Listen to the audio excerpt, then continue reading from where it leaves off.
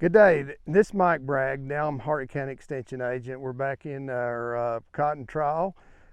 Seems like on the 9th of every month, something bad happens to this crop.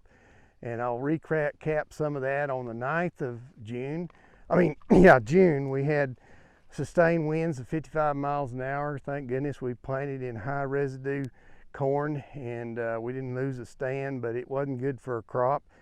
And thank goodness July, we didn't have really anything bad happen. We got a lot of moisture in July. Crop was looking really, really good. And then we get August the 9th, we get a devastating hail on this crop. And really the timing of when that occurred was probably more significant because we were setting a lot of harvestable bolls at that point. And so that I'm sure we're gonna reflect into our yield a little bit. And then we get into the 9th of September, an unusual cold front came in and we had temperatures drop all the way down near freezing. We didn't freeze, but around 35 degrees, and we had wind chills down in the 20s. And of course, cotton definitely don't like that. We could have got a little frost damage on some of our leaves, but it turned our cotton kind of purple. As you can see, these leaves are mostly purple, and it's going to make it difficult to mature this crop out. Now that we're talking on the subject of maturity, let's talk a little bit about harvest aids and when to apply these harvest aids. And timing is very, very critical.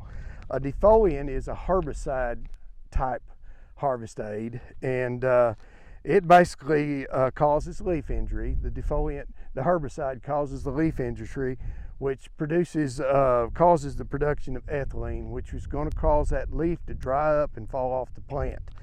And that's one type of harvest aid. Another type is a defoliant plus a boll opener. And so the defoliant being a herbicide type harvest aid, and the boll opener is a hormonal type. And those two in combination is going to cause the leaves to fall off and also cause the bolls to crack open. And a lot of times we use those in combination. And a desiccant would be the last type that we might use. And the desiccant basically destroys the green tissue. It stops the photosynthesis and causes that plant to turn brown, getting ready for harvest. Now there's 3 different type of methods that we might want to look at when determining our crop maturity and when it's time to put on these harvest aids. The first method we might want to look at is 40 to 60% open bolls.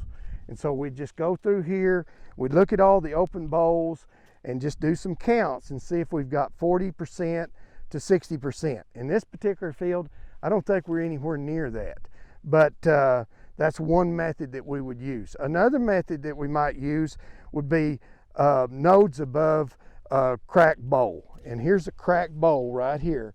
And so we'd count the nodes above that, and we go 1, 2, 3, 4, 5, about 5. And we're looking for 4 is what we're really looking for. So we're not quite right there on nodes above cracked boll. The last method that we'd use, we'd take one of these bolls that we feel like is a harvestable size and dissect it with our knife and look at the seed and see if there's a black layer around the seed. And if we've got a black layer around the seed, then that bowl's mature enough for one of these harvest aids. But anyway, really probably what you should do is at least use a combination of 2 of these different methods in making your determination of maturity. That's about all we have today. I hope we get a lot of warm weather and finish out this crop and have some good results to present next time.